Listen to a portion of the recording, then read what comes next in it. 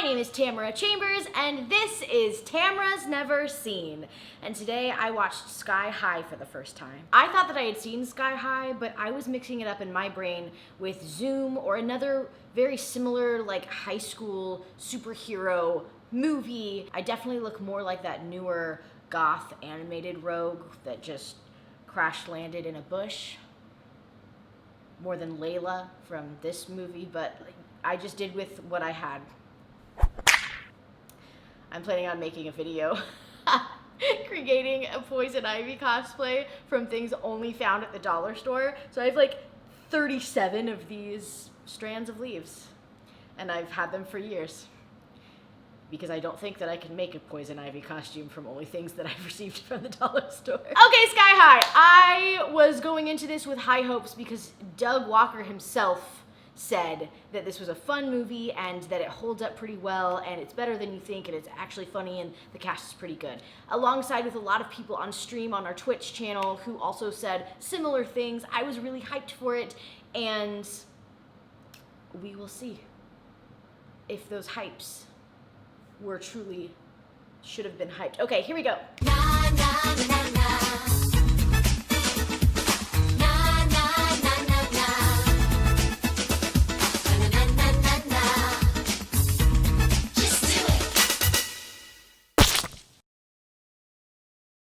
Yeah, this movie ruled. It was super fun.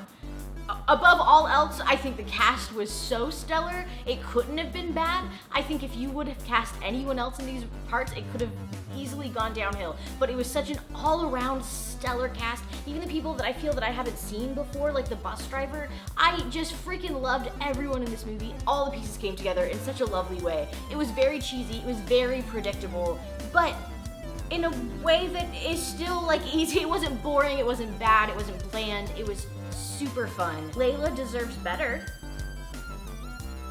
I'll be controversial, I'll say it, but it was super, super fun. I really think that superhero movies, and maybe not even the movies themselves, but the opinion of the movies in present day times, because probably the MCU and you know, to a lesser extent DC movies, but the MCU was such a big thing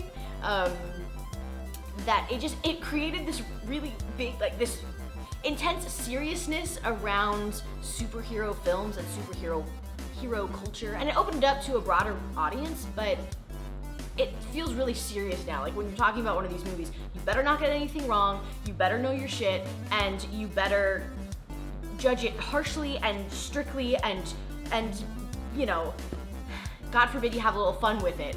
But I think that this came before that time in superhero culture, and this was just so much fun. It didn't feel like it had this weight of like, this better be freaking amazing. I felt similarly with my last Tamara's Never Seen, which was Mystery Men, that like, it just is just fun because it should be fun, and superhero movies should be fun. They can be other things too, but also, this is a superhero movie. We gotta have fun with this, and they had such a blast with this. It did not feel serious. It felt very goofy. A couple of the scenes really stick out to me just for being pure fun, kind of like in Mystery Men when we had the hero tryouts scene, kind of similar to that, where we got the power assessment, and you got to see all the different powers, and they could have just breezed by and not shown you a ton of stuff, but they showed you a ton of stuff. Also in that scene, we get Bruce Campbell, which it was just so amazing to see him. He was the best coach I've ever seen in any film ever.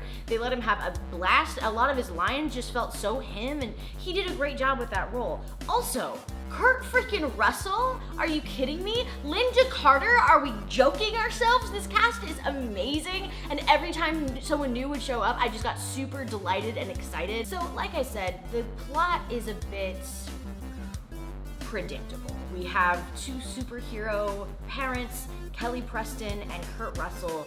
They're awesome together. They have great lines. They're super funny characters. I feel like I definitely got to know them enough. And then we have their son. I had to look up his name because I just honestly couldn't remember. Will, who has no power. Will, you meet Will and you immediately are like, oh, this guy doesn't have any powers. He's totally a nerdy, dorky kind of little dude, and it's great. He doesn't have any powers, and he goes to Sky High where all of the kids of parents, I was gonna say heroes, but villains as well, go and they learn how to use their powers, they learn how to become either superheroes or sidekicks. And we see that he gets cast as a sidekick because he doesn't have powers. Then he gets his powers. And he has both of the powers that his parents have, super strength, and he can fly. And then he drifts off from his sidekick group of lame friends who he loved into the popular crowd, and then his best friend has a crush on him, but he's now with this senior girl who, oops, turns out to be the villain of the movie, and he's got an arch nemesis, Warren Peace, which has to be the best name for an arch nemesis in the history of the world. Also, that's who Layla should have ended up with, like definitely should have been with Warren. Then her name would have been Layla Peace, and that's kind of what she's all about, so kind of wish that she deserves better than Will. Anyways, so then they all save the day, and he saves his parents, and all the friends come together. The sidekicks are the true heroes, and it's really cute. He ends up with Layla, of course. I just wrote down, I'd watch Kurt Russell as anything, which is why I sat through that Christmas Netflix movie. Gwen is played by Mary Elizabeth Winstead. She's amazing. She's in Scott Pilgrim, 10 Cloverfield Lane, Birds of Prey. She is awesome. Oh, she's in the new thing? I should watch that, huh? Probably not. I love her, but she is the villain in this. Control yourself, Tamara. I wrote, Gwen is actually like 60 years old. Lol. Yeah, so she gets this amazing weapon that turns everyone into babies called the pacifier. Cute, also like that movie. And then there's apologies from Will because he had been kind of a douche, and then he kisses Layla, of course, and then we get the final fight, and then he saves the school and his parents and everyone else. And again, yeah, like I've said a billion times, it's super predictable, but it's really, really fun. And this is one that I think, like, if I had like 2 or 3 friends over and it was the end of the night, we were doing like a sleepover thing, I would bring out the 6-pack of beers, we put on Sky High and just roast the shit out of it, because that's the kind of movie that it is. Like, it's super fun, totally holds up, really delightful, and like actually at times really funny, but also it's just fun to kind of be like, that was fucking so dumb or predictable or silly, and I love those kind of movies. I absolutely love this. Also, it made me re-download TikTok. I remember my friend, she makes TikToks, and I remember she was making some dressed as Layla and just like pretending to be Layla in this TikTok. I don't understand TikTok very much. But while I was watching this, I was like, I'm sure as hell getting to TikTok. All right, so the first prediction is Layla and Warren would be a better couple than Layla and Will. And yes, also I think my predictions have turned more into sharing other people's opinions as well, which I kind of actually love, so definitely Jeremy, absolutely. Sky High is a Disney Channel original movie that somehow got released into theaters. I don't know, what was that superhero movie? There was definitely a Disney Channel original movie, and they couldn't touch tinfoil. Do we remember that? What movie was that? That definitely felt like a Disney Channel original movie. It's not an MCU movie for sure, but I think it's really fun. I think it's a level above a Disney Channel original, in my opinion. Needs more Bruce Campbell. Every film ever made needs more Bruce Campbell. Camera chambers. Other people saying that Layla deserves better than Will, that Warren is better. I do think that Warren's better, and I think that they would have made a much more attractive couple. I love Layla, and I love Warren, but I also really do enjoy Will. And I think, of course, they ended up together. It totally makes sense. It would have been kind of really weird for Disney to give us an upset like that where Will doesn't get the girl. But I totally agree. I think that they would have made a way cooler couple. You will wish Kurt Russell was your superhero dad. I wish that Kurt Russell was my superhero daddy, which is a big difference. You will be nostalgic for the days of good, corny movies. The actors give their all, and you'll love all the familiar faces. This is still one of my faves, and I'm 36. I love that, Adrian. Yeah, totally. I feel like I felt the same way with Mystery Men 2 weeks ago.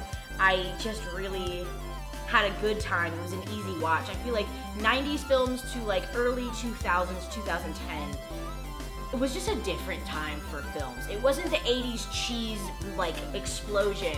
It was much more toned down, which caused a real drought, I think, in film as a whole, like all together. I know Doug and Rob and everyone at the studio, we've had conversations about this before, that there were a lot of stinkers, a lot more stinkers in the 90s and early 2000s, but in that, there is some cheese that is just it just can't be matched in any other era, I don't think. And this is a good example of that. Anyways, I loved it. I thought it was super, super fun. I need more movies like that to kind of sink into and find a love with, and really easy to watch movies, comedies or otherwise, that I haven't seen. So please let me know what you think that I should watch, what you think I haven't seen. You're probably correct. If I watch it, I'll probably dress up for it.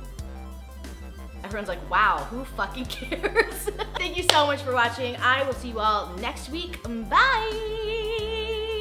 That's harder than I thought it would be. Doing TikToks is hard. You have to tell them.